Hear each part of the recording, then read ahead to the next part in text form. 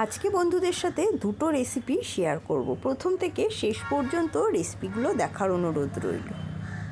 আজকে বন্ধু তোমাদের সাথে শেয়ার করব ভীষণই সহজ পদ্ধতিতে পিস পোলাও। রেসিপিটি প্রথম থেকে দেখতে থাকো। প্রথমে গ্যাসে একটা কড়াইয়ের মধ্যে বেশ কিছুটা সাদা তেল গরমে বসিয়েছি।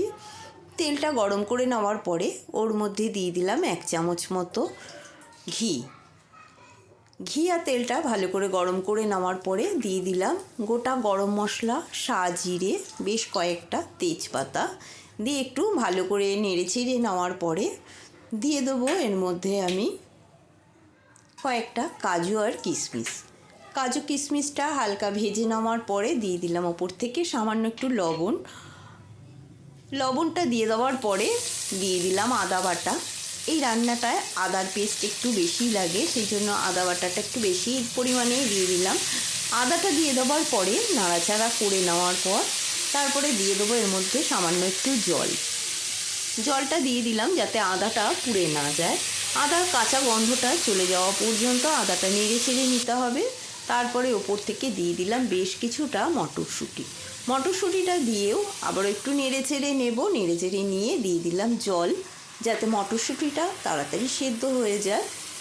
জলটা দিয়েও একটু নেড়েচেড়ে নিয়ে এবারে এর মধ্যে দিয়ে দেবো আমি 1 চামচ কেওড়া জল, তারপরে দিয়ে দেবো 1 চামচ গোলাপ জল। এই গোলাপ জল কেওড়া জলটা দেওয়ার পরে পোলাওয়ের গন্ধটা কিন্তু আরও বেশি ভালো লাগে, সেই জন্য আমি দিলাম। তোমাদের যদি পছন্দ না হয় তাহলে বাদ দিয়ে দিতে পারো। তারপরে আমি এর মধ্যে দিয়ে দেবো 2 চামচ গুঁড়ো দুধটা কিন্তু অবশ্যই দেবে। এই গুঁড়ো দুধটা দিলে পোলাওয়ের স্বাদটা আরও দ্বিগুণ বেড়ে যায়। গুঁড়ো দুধটা নেড়ে চেড়ে নেওয়ার পরে দিয়ে দিলাম বেশ বড় চামচের 1 চামচ চিনি। যেহেতু পোলাও একটু মিষ্টি মিষ্টি খেতে বেশ ভালো লাগে। এদিকে গরম মশলা দিয়ে ভাতটা ঝরঝরা করে বানিয়ে রেখেছিলাম। ভাতের মধ্যেই লবণ দিয়েও সেদ্ধ করে নিয়েছি। এবারে ভাতটা আমি দিয়ে দিলাম, দিয়ে বেশ ওপর থেকে নিচ পর্যন্ত উল্টে পাল্টে নেড়ে ছেড়ে নিতে হবে। আর এই দেখো, এইদিকে আমি একটু কয়েকটা কাঁচা লঙ্কা দিয়ে দিচ্ছি। এই কাঁচা লঙ্কাটা খেতে ভীষণই ভালো লাগে আমার, সেই জন্য আমি দিলাম। তোমরা বাদ দিয়ে দিতে পারো, অসুবিধা নেই। এবারে দিয়ে দিলাম আবারও 1 চামচ ওপর থেকে ঘি দিয়ে দিলাম, দিয়ে এবারে ঢাকা বন্ধ করে দেবো।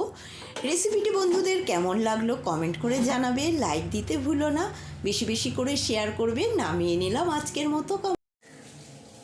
মা কি রান্না করছো আজকে?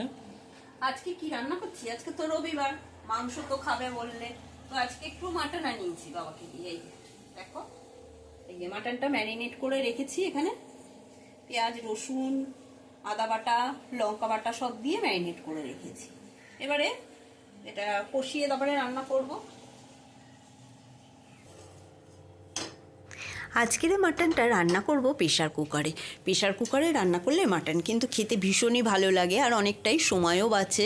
তো প্রেশার কুকারের মধ্যে প্রথমে সর্ষের তেল গরম করে নিয়েছি। সর্ষের তেলের মধ্যে একটা এলাচ আর দারচিনি ফোড়ন দিয়ে দিলাম, দিয়ে এবার ম্যারিনেট করে রাখা মাংসটা দিয়ে দিলাম। আমি এখানে প্রায় আধ ঘন্টার মতন মাংসটা ম্যারিনেট করে রেখেছিলাম। এবারে ঢাকা বন্ধ করে দিলাম। আর এইদিকে বড় বড় করে আলু ভেজে রেখেছি আর বড় সাইজের 2টো পেঁয়াজ ভেজে তুলে রেখেছি। কিছুক্ষণ বাদে ঢাকাটা সরিয়ে নিলাম। কি সুন্দর কিন্তু একটা মাটনের গন্ধ বেরিয়েছে। এবারে খুন্তি দিয়ে একটু নেড়ে চেড়ে নিচ্ছি।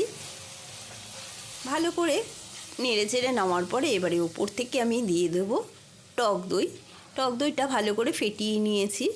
আমি আগে কিন্তু টক দইয়ের ব্যবহার করিনি, পরেই দিলাম। কষানোর পরে টক দইটা দিলাম। টক দইটা দিয়ে দেওয়ার পরে আবারও কিছুক্ষণ ধরে কষিয়ে নেব। আর গ্যাসের স্টিমটা লো টু মিডিয়ামে রেখেছি। তারপরে ওপর থেকে দিয়ে দিলাম গোলমরিচের গুঁড়ো, আরও দিয়ে দিলাম সামান্য একটু লবণ। আগেও কিছুটা লবণ দিয়েছিলাম, লবণটা কম হলো দেখে আবারও লবণ দিয়ে দিলাম। এবার ভেজে রাখা আলুটাও দিয়ে দিলাম, দিয়ে আবারও একটু নেড়ে চেড়ে নিতে হবে। ভালো করে একটু নেড়ে ছেড়ে কষিয়ে নেওয়ার পরে ওপর থেকে দিয়ে দিলাম ভেজে রাখা পেঁয়াজ ভাজাটা দিয়ে দেওয়ার পরে দিয়ে দেবো ওপর থেকে গরম জল। মাটন মানে গরম জল ব্যবহার করতে হয়, সেটা সকলেই জানো। তো গরম জলটা দিয়ে দিলাম। আজকে মাটনটা ঝোল বানাবো, সেই জন্য একটু জলের পরিমাণটা বেশি দিলাম। দিয়ে দেওয়ার পরে ওপর থেকে দিয়ে দিলাম গরম মশলার গুঁড়ো, গরম মশলার গুঁড়োটা দিয়ে আবারও একটু বেশ নেড়ে চেড়ে নিয়ে প্রেশারের ঢাকাটা বন্ধ করে দিলাম। 4টে সিটি মারার পরে ঢাকাটা এবারে খুলে নিচ্ছি। ব্যাস দেখো রান্নাটা হয়ে গেছে, কি সুন্দর গন্ধ বেরিয়েছে, আর মাটনটাও সেদ্ধ হয়ে গেছে, আর আলুগুলো তো অবশ্যই সেদ্ধ হয়েছে। ব্যাস এবারে নামিয়ে নিলাম। গরম গরম ভাতের সঙ্গে কিন্তু এই লাল লাল ঝাল ঝাল মাটনটা খেতে ভীষণই ভালো লাগে আমার। তো বন্ধুদের কেমন লাগলো আজকে আমার এই মাটনের রেসিপি কমেন্ট করে জানাবে, লাইক দেবে, বেশি বেশি করে শেয়ার করবে। আজকের মতো এই পর্যন্ত, পরের ভিডিওতে দেখা হবে।